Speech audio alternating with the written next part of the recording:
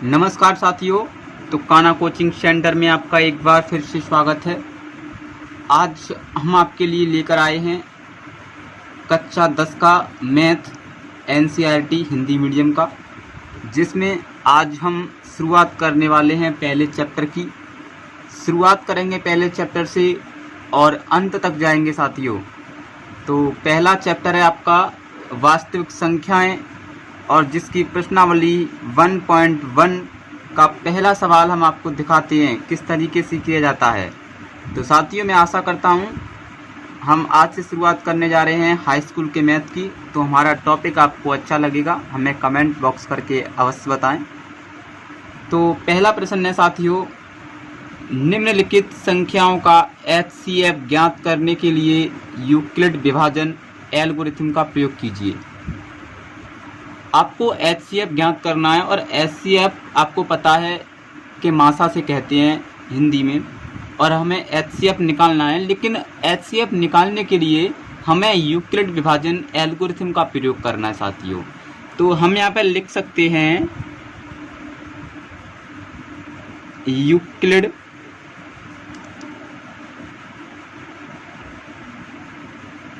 विभाजन algorithm.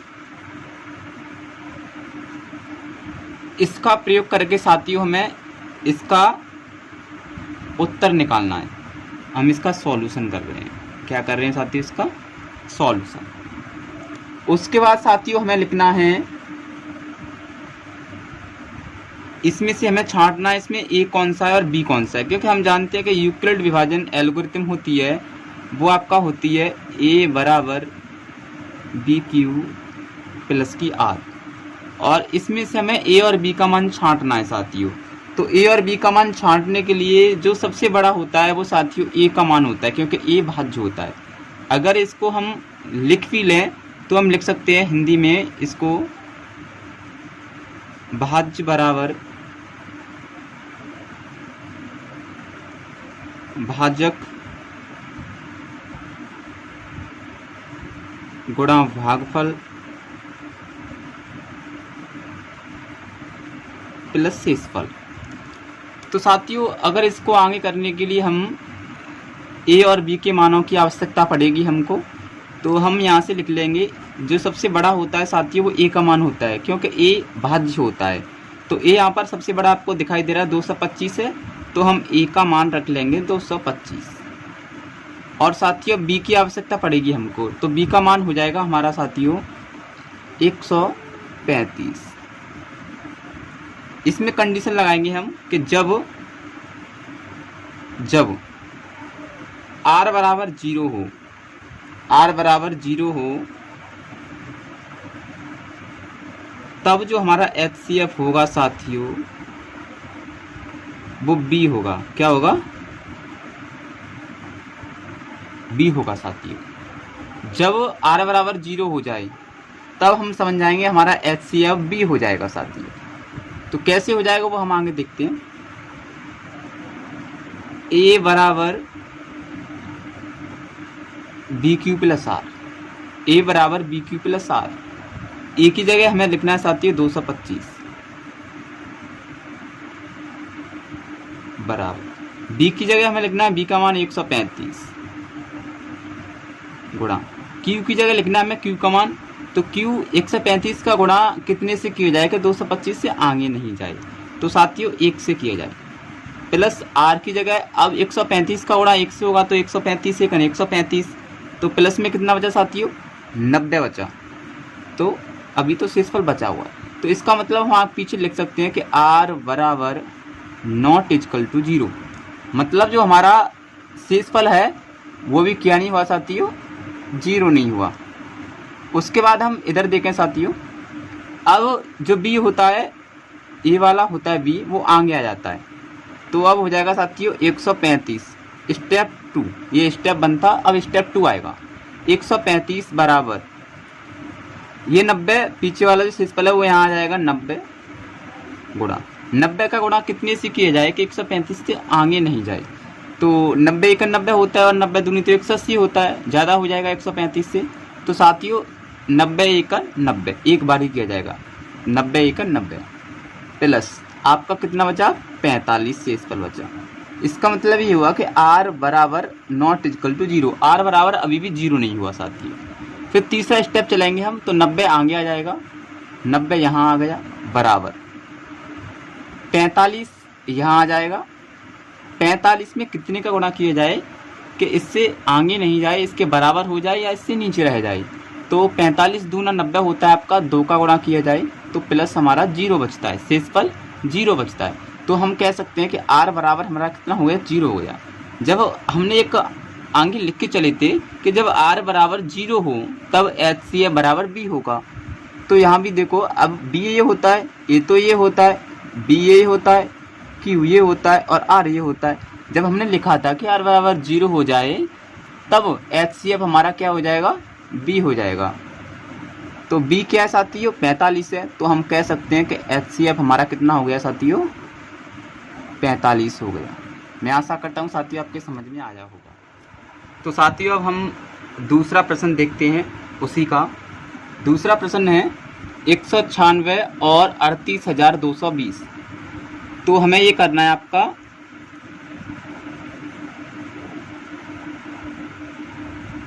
Euclid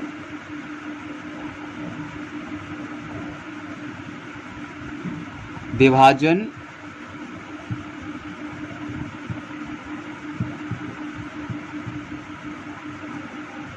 algorithm से।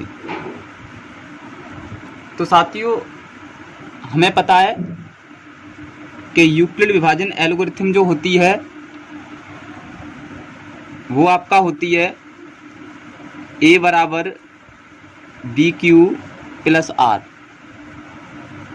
और मैंने आपको बताया भी था कि a जो होती है वो सबसे बड़ी वाली संख्या होती है 38,220। तो b बराबर आपका हो जाएगा साथियों 196। अब इसकी कंडीशन भी हमें लिखनी है कि जब r बराबर 0 हो तब हमारा HCF b होगा। तो साथियों आगे हम करके देखते हैं। पहला स्टेप a बराबर BQ प्लस R, a बराबर BQ प्लस R। तो a की जगह a का मान रखेंगे हम 38,220 बराबर b की जगह b का मान 196 गुणा। अब 196 से कितने का गुणा किया जाए साथियों कि 38,220 के या तो बराबर हो जाए या उससे नीचे रह जाए, लेकिन उससे ऊपर नहीं जाए। तो साथियों 195 का आप करके देख लेना कैलकुलेटर से या पेन से, इतना ही होगा 195। जब 195 का गुणा 196 से आप करोगे साथियों तो 0 बचता है। तो हम कह सकते हैं कि r बराबर हमारा क्या हो गया 0 हो गया। जब हमने कंडीशन ऊपर लिखवाई थी आपको कि जब r बराबर 0 हो जाए तब HCF b होगा।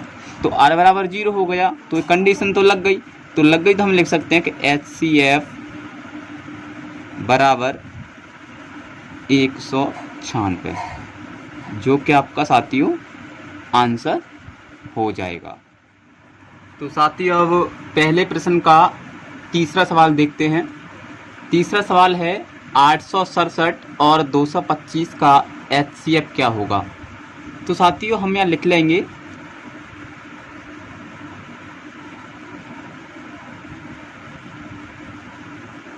Euclid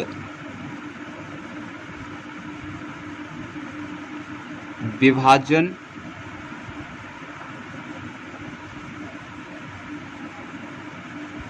algorithm.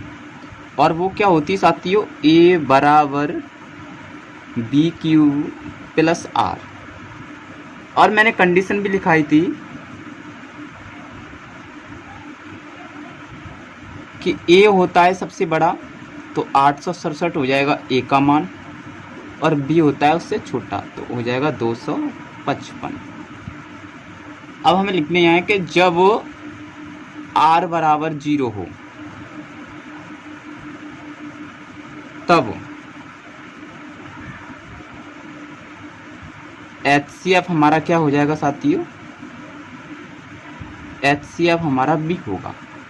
तो हम लिख लेंगे A बराबर BQ प्लस R, जहाँ से A का मान हो जाएगा आपका साथियों कितना 867 बराबर B का मान हो जाएगा साथियों 255 गुणा। अब मैं Q का कितने से गुणा करूँ साथियों के 867 से ज़्यादा ना जाए, तो मैं 3 का गुणा कर देता हूँ साथियों। जब 3 का गुणा तुम 255 से करोगे तो 102 आपका शेष बचेगा। तो मैं यहाँ लिख सकता हूँ कि R बराबर नॉट इजकल टू 0। R बराबर क्या नहीं हुआ, 0 नहीं हुआ। जब 255 को आगे लाया जाएगा, 255 बराबर दूसरा स्टेप है ये, तो ये हो जाएगा 102 गुणा। अब 102 का गुणा मैं कितने से करूं कि 255 से ज़्यादा ना जाए, तो साथियों कितने से करूं 2 से। तो प्लस कितना बचता है साथियों आपका 50 और 1 51। इसका मतलब R बराबर अभी क्या नहीं हुआ, 0 नहीं हुआ। जब तीसरा स्टेप चलूँगा मैं साथियों, 102 बराबर का 51 गुणा, और 51 का गुणा अगर मैं 2 से कर दूं तो होता है 102। प्लस का कितना बचा साथियों 0। तो हम कह सकते हैं कि R बराबर क्या हो गया 0 हो गया। तो ऊपर कंडीशन लिखा था कि जब R बराबर 0 हो तब HCF बराबर क्या होगा B होगा। तो हम लिख सकते हैं कि HCF बराबर, और B की सीट पे क्या आ रहा है, ये आ रहा है 51। तो 51 आपका बिल्कुल करेक्ट आंसर हो जाएगा साथियों। आशा करते हैं आपकी समझ में आया होगा। नमस्कार साथियों, तो प्रश्नावली 1.1 का आप दूसरा सवाल देख रहे हैं। वो पहले सवाल के हमने 3 खंड थे, उसके तीनों करा दिए। अब दूसरा सवाल देखते हैं साथियों। दूसरा सवाल है, दर्शाइए कि कोई भी धनात्मक विषम पूर्णांक 6q + 1 या 6q + 3 या 6q + 5 के रूप का होता है, जहां q कोई पूर्णांक है। तो साथियों इस सवाल को करने के लिए हम लिख लेंगे यहाँ पर कि मान लीजिए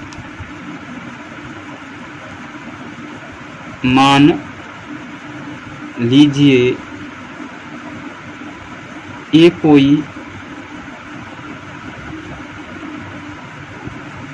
धनात्मक पूर्णांक है।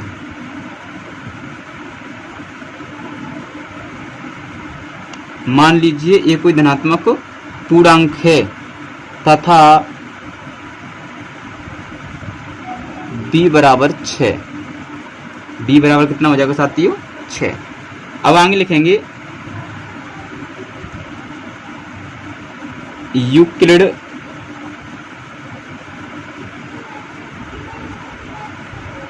विभाजन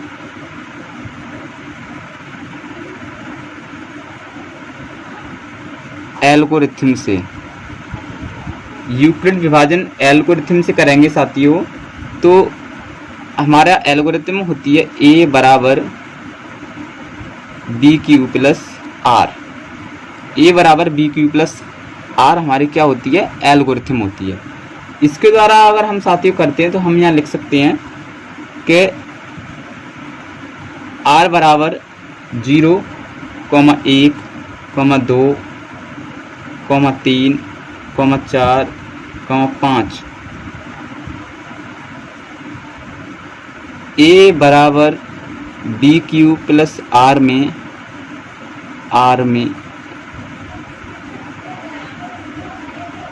रखने पर, तो साथियों तो हम रख लेते हैं R बराबर 0, 1, 2, 3, 4, 5 को हम a बराबर BQ + R में बारी बारी से रख लेते हैं।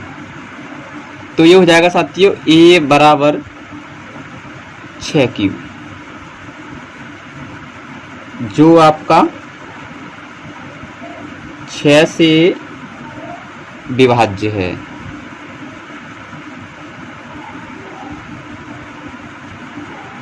जब आप 0 रखोगे तो 6 ही क्यू आएगा, क्योंकि r की जगह 0 रखोगे तो क्या होगा 6q आएगा। तो आगे आपका हो जाएगा साथियों a बराबर 6q + 1। जब आप 1 रखोगे तो कितना होगा, r की जगह 1 रखोगे तो 6q + 1, जो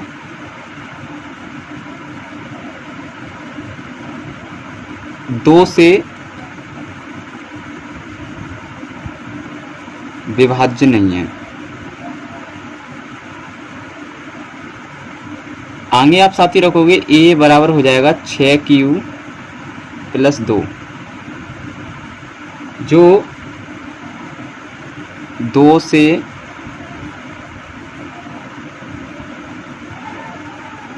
विभाज्य है। आगे आपको साथियों a बराबर 6q प्लस 3, जो 2 से विभाज्य नहीं है। आगे साथियों a बराबर 6q प्लस 4, जो 2 से विभाज्य है। आगे साथियों a बराबर 6q प्लस 5, जो 2 से विभाज्य नहीं है। आगे देखते हैं साथियों। तो इतने स्टेप बने। अब हम इनमें से कह सकते हैं, वो कह रहा था कि विषम पूर्णांक, धनात्मक विषम पूर्णांक बताइए साथियों। तो धनात्मक, थोड़ी लाइट चलेगी, कोई दिक्कत नहीं, आप बने रहिए साथियों। तो विषम पूर्णांक बताने हैं साथियों। तो विषम पूर्णांक आपका कितना हो जाएगा? एक तो साथियों पहले हम 6q, 6q plus 2, 6q plus 4, 6q, इतना ही होगा साथियों। तो कोई बात नहीं साथियों, लाइट चलेगी, ये थोड़ा आप टेंशन ना लें, हम आपको बिल्कुल निश्चिंत रहें, आप करा रहे हैं। तो 6q प्लस 2, 6q प्लस 4, तो ये साथियों आपका हो जाएगा समपूर्णांक। कौन सा हो जाएगा साथियों? समपूर्णांक। और ये जब आपके बचे साथियों 6q plus 1, 6q plus 3, 6q plus 5, ये हो जाएगा साथियों आपका विषम पूर्णांक। तो आशा करता हूँ साथियों आपके समझ में। नमस्कार साथियों, तो आपका तीसरा प्रश्न देखते हैं हम। तीसरा प्रश्न है, किसी परेड में 616 सदस्यों वाली एक सेना की टुकड़ी को 32 सदस्यों वाले एक आर्मी बैंड के पीछे मार्च करना है। दोनों समूहों को समान संख्या वाले स्तंभों में मार्च करना है। उन स्तंभों की अधिकतम संख्या क्या है जिसमें वे मार्च कर सकते हैं? तो साथियों इसको करने से पहले हम देखते हैं, तो इसका सॉल्यूशन हो जाएगा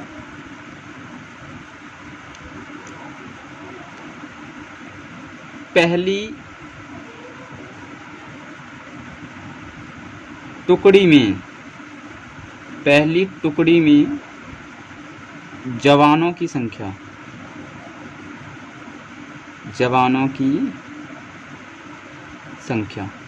तो पहली टुकड़ी में जवानों की संख्या कितनी है साथियों? 616।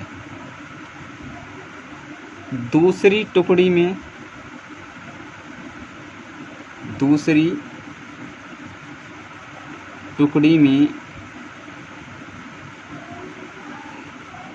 जवानों की संख्या, दूसरी टुकड़ी में कितनी है साथियों? तो जवानों की संख्या 32। तो अब हम आगे करेंगे, अतः यूक्लिड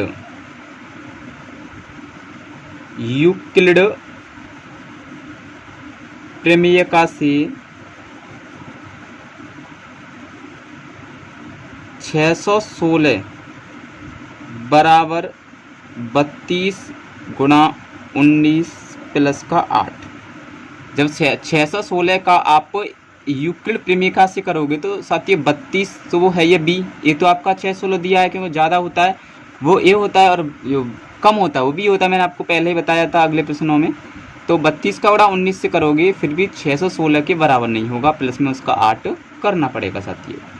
तो यहाँ से आर बराबर अभी 0 नहीं हुआ, तो दोबारा कंडीशन लग जाएगी 32 बराबर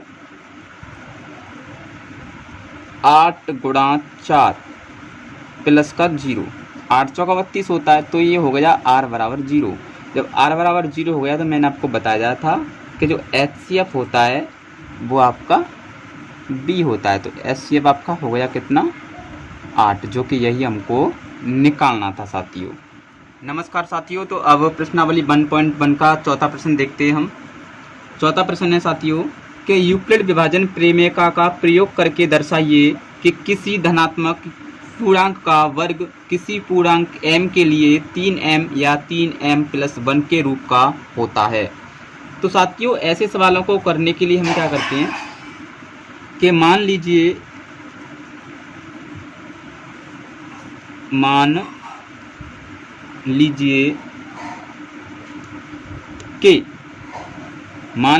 कि x कोई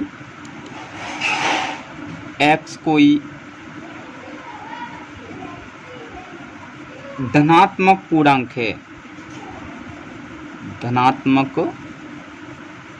है, तो हम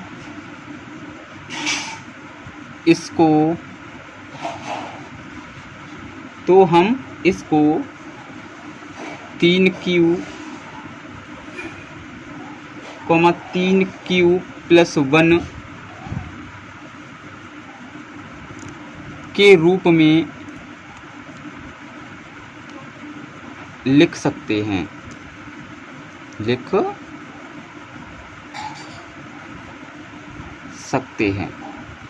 तो साथियों हमको क्या सिद्ध करना है कि x² को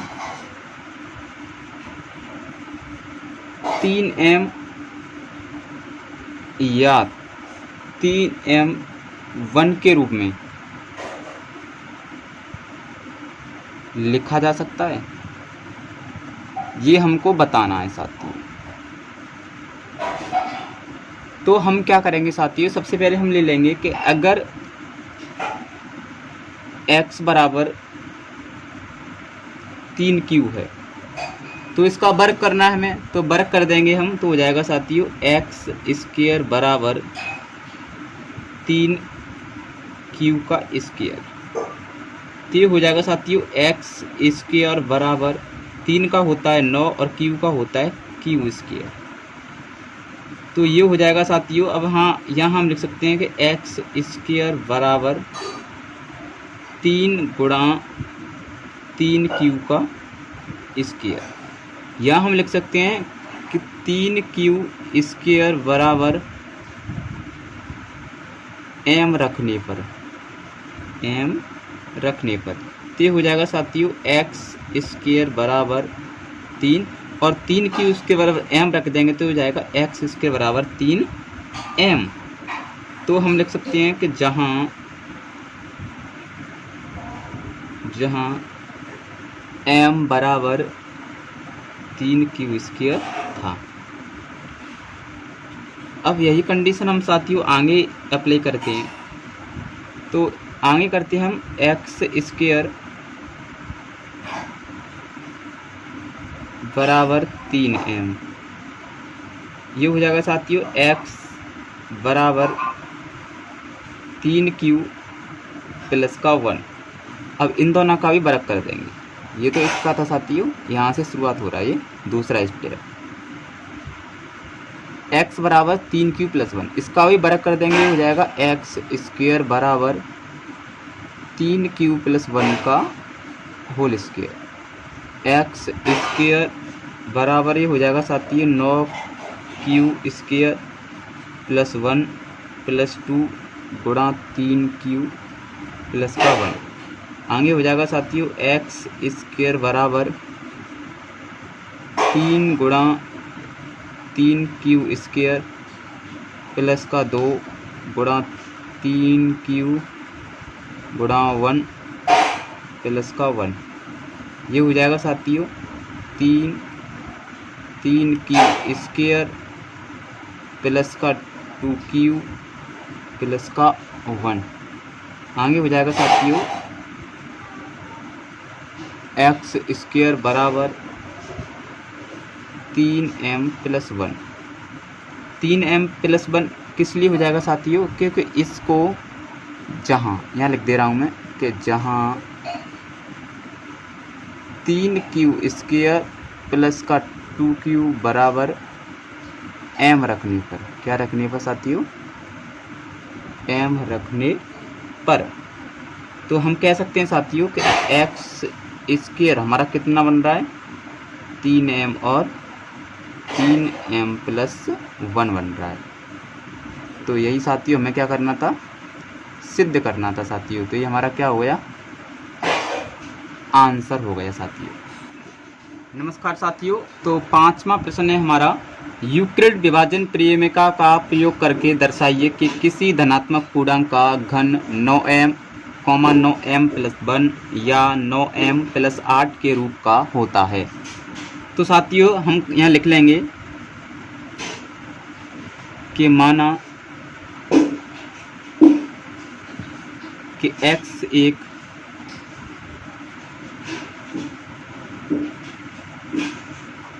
धनात्मक पूर्णांक है, तो हम लिख सकते हैं x बराबर 3q प्लस 1, 3q प्लस 2, जहाँ b बराबर आपका कितना है साथियों, 3 है। कुछ नहीं है, एक एक करके हम पकड़ लेते हैं। यहाँ कर लेंगे साथियों x बराबर 3q, एक खंड हुआ। यहाँ कर लेंगे साथियों x बराबर 3q प्लस 1 और यहाँ कर लेंगे साथियों x बराबर 3q प्लस का 2। अब इन तीनों को सॉल्व कर लेते हैं, हमारा आंसर आ जाएगा, क्योंकि अब हमें इसमें घन करना है। आगे वाले प्रश्न में हमने वर्क किया था, इसमें हमको घन करना है, तो यहाँ हम करेंगे घन। तो ये हो जाएगा साथियों एक्स क्यू बराबर 3 का क्यू कितना होता है साथियों, तो इसे लिख देंगे 3q का घन। ये हो गया एक्स क्यू बराबर 3 का होता है साथियों 27 और q का होता है q, तो ये कितना आ गया साथियों 27। इसको हम तोड़ेंगे तो ये हो जाएगा साथियों x का q बराबर 9 गुणा 3q का घन। इसको भी और साथियों हम तोड़ें तो ये हो जाएगा एक्स क्यू बराबर 9m, जहाँ अब हम लिख देंगे कि जहाँ 3q का q बराबर हमने क्या मान लिया, m मानने पर। उसी प्रकार साथियों में इसको करें तो ये हो जाएगा x का q बराबर 3q प्लस 1 का q। ये होगा साथियों एक्स क्यू बराबर, इसका भी हम घन कर देते हैं तो साथियों कितना हो जाएगा हमारा, इसका हो जाएगा साथियों 27q plus 27q square plus 9q plus का 1। आगे करेंगे हो जाएगा साथियों 9 3q प्लस 3q का स्क्वायर प्लस का q, क्योंकि हमने यहाँ से क्या ले लिया साथियों, इन तीनों में से 9 कॉमन ले लिया और प्लस का कितना बचा 1। तो यहाँ हो जाएगा साथियों एक्स क्यू बराबर 9m प्लस 1, जहाँ 3q का q plus 3q square plus q बराबर हमने क्या मान लिया साथियों m। उसी प्रकार साथियों हम इसे करेंगे तो यह भी इतना ही आएगा, और जहाँ तक है आप 2 स्टेप भी कर सकते हो। आप 2 स्टेप करोगे फिर भी वही बात आएगी निकल के, इसको भी कर